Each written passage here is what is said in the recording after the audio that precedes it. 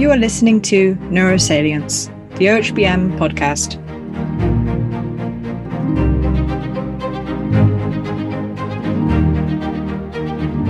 So hello and welcome. I may sound like a podcast host today, but I'm actually here to introduce you to the host of a new neuroscience podcast, Dr. Peter Bandettini. So Peter is a PI at the National Institute of Mental Health, chief of the section on functional imaging methods, and director of the functional MRI core facility. He's been working on fMRI methods for about 30 years and has pioneered the development of fMRI right from its early days up until now. So I know he'll have some great insights and perspectives to offer us. So hi, Peter. Hello.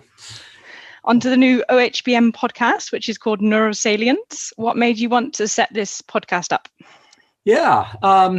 Well, it actually came a little bit, obviously during the COVID shutdown and people were looking for other ways to, I was busy doing a lot of other things, but at the same time, we were engaging more and more with Zoom with the Scientific Advisory Board. So it's like a board of all the older people, not really older, but maybe more experienced people in OHBM.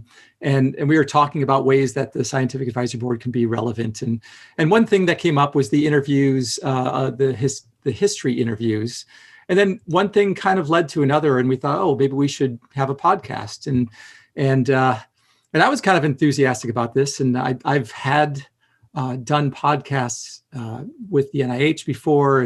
And so I kind of enjoy the process, and it's a little bit of work, but I actually get a lot out of it because I feel like it forces me to sort of read the papers, at least of the person that or people I'm going to give the interview to, whatever that week. So I thought it was a win-win situation for everyone. I thought that the OHBM community really might benefit, and also beyond the OHBM community might benefit from talking about the science and the people and whatnot.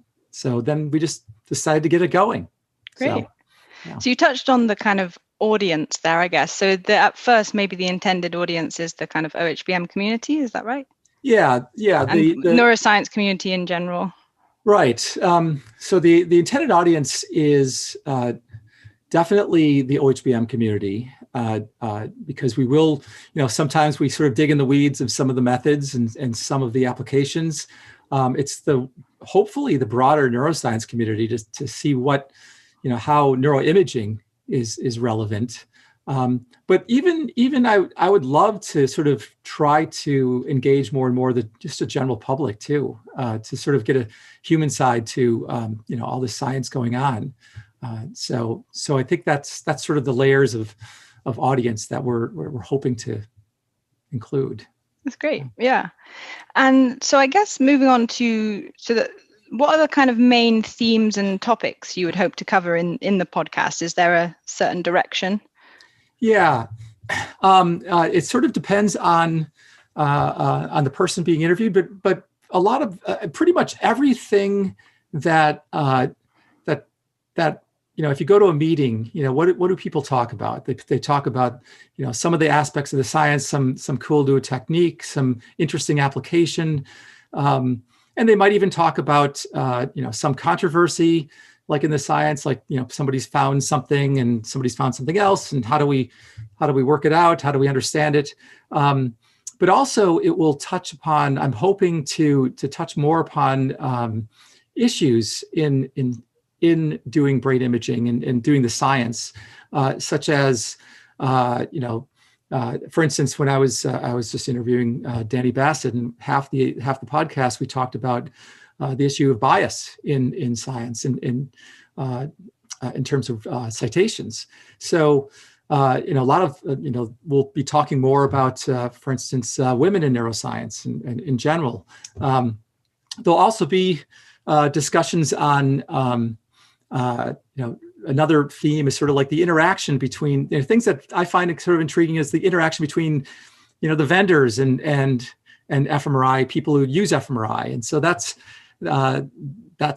something that came out. And so it'll be not only the science, but it'll also be the people, but it will also be sort of the issues. Even I would love to interview sort of postdocs and students to talk about shared experiences within labs, or what are the struggles, how can the community help in that regard. So sort of to raise the awareness of maybe some issues that haven't been discussed as well. So it'll be the whole thing. See how it goes. Yeah, sounds great. So I think you mentioned a couple of people there and topics, but I guess just to whet people's appetite, what have we got to look forward to in the first few episodes that we're going to be releasing? Yeah, sneak right. So we I've already had 5 interviews, and the first one was talking to the leaders in Aperture. Aperture is or might be called Brain Aperture. I'm not sure. We're still working on the name to settle down into it. But the editor-in-chief, Tanya White, and John Baptiste Pauline, and I was actually not only interviewer, but I was an interviewee in the podcast, since I was sort of working behind the scenes and getting Aperture going. So that's talking about the journal and getting it going. The other one.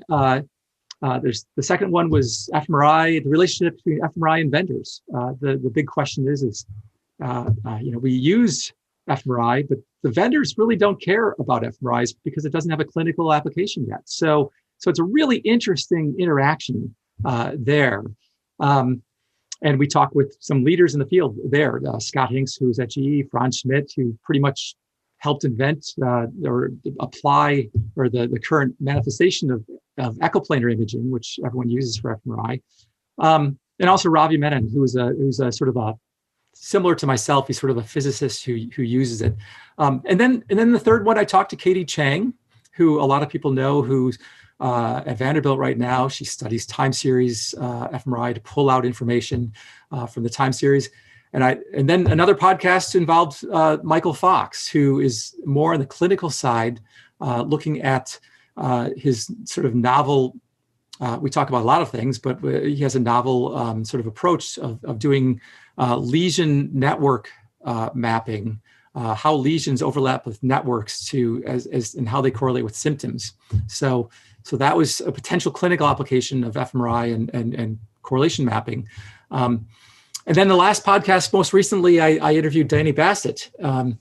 And obviously everyone knows Danny Bassett. She's sort of a force to be reckoned with as far as her productivity and originality of her work and the rigor.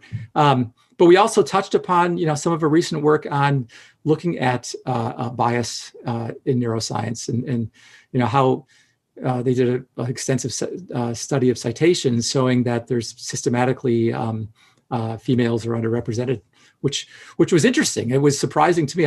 Nobody's, like most people, nobody thinks about the gender of the people that they're citing, but there is a bias there, and so there's potential solutions for making people more aware of that to sort of alleviate the bias potentially. So at least those are the first 5, and we're generating lists of people to interview next, but I'm certainly open to any suggestions as well. So we'll have the ideas will come hopefully from many sources. So that's great. No, they all sound really exciting. So I think that all is left to say is probably stay tuned for these first OHBM Neurosalience podcast episodes, which we'll release shortly. Anything else to add, or? Well, once again, they're hopefully going to touch upon everything. There's probably something for everyone. We'll get in the weeds as much as we can, but also keep the big picture there. And the podcast, I think, they're not going to be any longer than 45 minutes or so. And so that's, I think, hits a sweet spot in terms of what we can talk about and not being too long. So great. Right. Okay. All right, thanks.